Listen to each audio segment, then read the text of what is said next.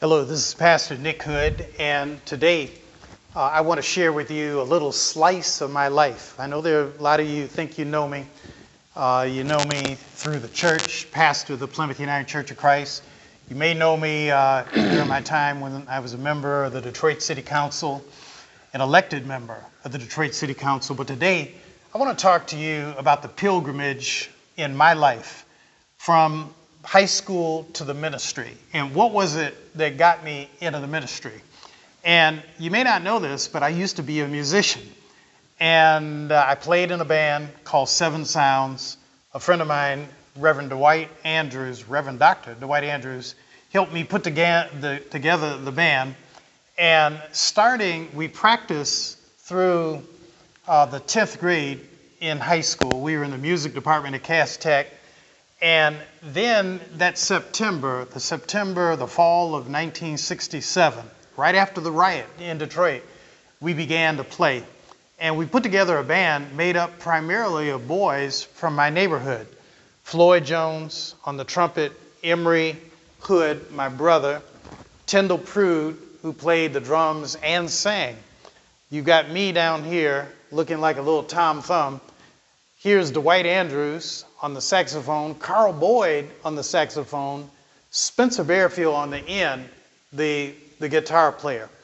And we called ourselves Seven Sounds. And the amazing thing is, most of the boys in this neighborhood lived on the same block.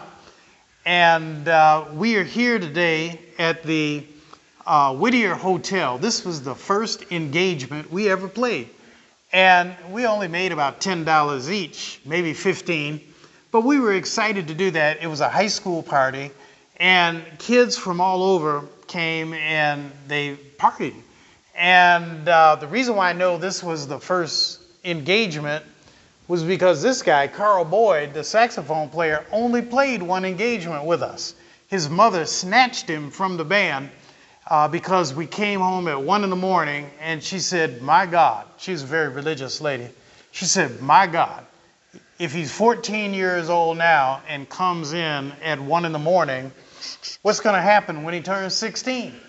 And so she yanked him from the band. But this was our first engagement. Take a look behind me. You'll get a chance to see it. But I asked Mike Daniels, who really helps me with my cameraman. He's my videographer. Mike was part of that party scene. And Mike, why don't you share with the audience what it was like to come to a party on a Friday or Saturday night with hundreds of young people?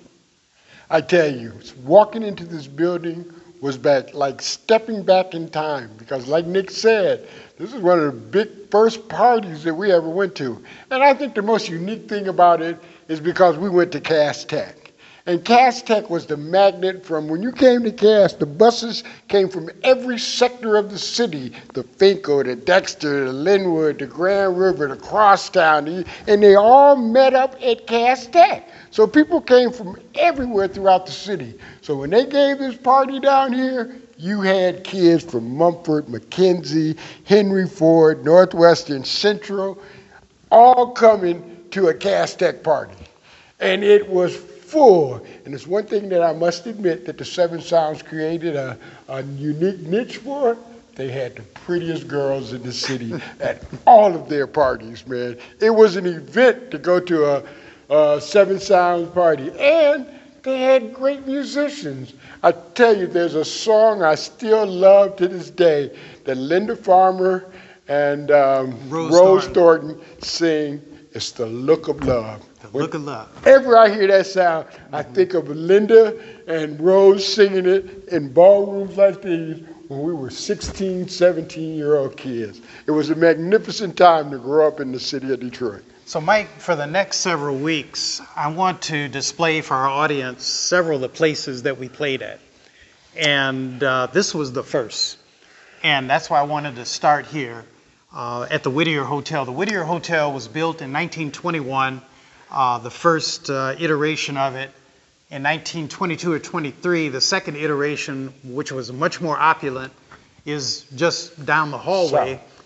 When the Beatles came to perform at the Olympia Stadium, they stayed not at the Book Cadillac. not at the Statler Hilton, but they stayed right here at the Whittier Hotel at East Jefferson and Burns. And Mike, tell the people, I tell you, were there fights never, when we played? never. And not only were they not fights, people got dressed up to come to parties. I mean, you put on your suit, your best shoes, and everything to come out to be at the prettiest girl. And like the mothers who said her son didn't want to come home at 1, when you went to a 7 Sound, you might not got home to 2 or 3 because you went to Esquire's or Ted's to eat afterwards, and they were just a continuation of the party. So it was a great time to be a teenager in the city of Detroit. And we're going to show you the venues we played. Some of them today are just non-existent. Some of them are little rundown buildings, but man, would they jump on Friday and Saturdays nights when we were there. So, you know, let me tell you some of the kinds of places we're going to show you. Cobo Hall, the Book Cadillac, the Statler Hilton, the Veterans Memorial Building, where you had the infamous Veterans Memorial incident. We played that night when African-American young men were beaten up by the Detroit Police Department. And I'm going to go right down Jefferson, you know, to the Sentinel Building, the DAV. We're starting here at the Whittier. And when we get through, we're going to end at the Grosse Pointe War Memorial. That's where I felt like I was a Negro minstrel. And I said, I can't do this for the rest of my life. And I said, I refuse to be playing events and playing in bars when I'm 40 years of age. And I'm telling you something, my band never played in a bar. Never. We never once played in a bar. And guess why we didn't play in a bar? Because we were making more money playing in places like this. You know, by the time we got through, we were making $100 each. And we didn't need to play in a bar for that. And so I'm just sharing with you a little slice of my life. And I hope you'll tune in next week, and I'll share with you some of the other locations we played at. And I'd like to add something. Mm-hmm. We did all of these things, and we were only charged $2 to do it, too.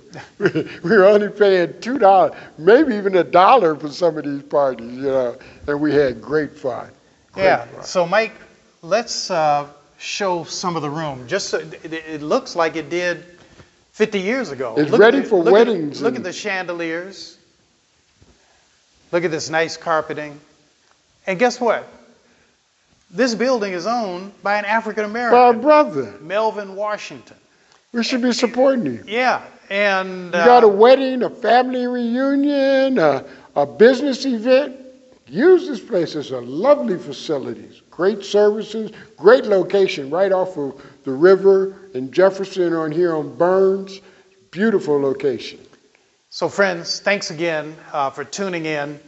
And next week, we're going to start at one of those other locations I just mentioned to you. And I hope you look forward to it.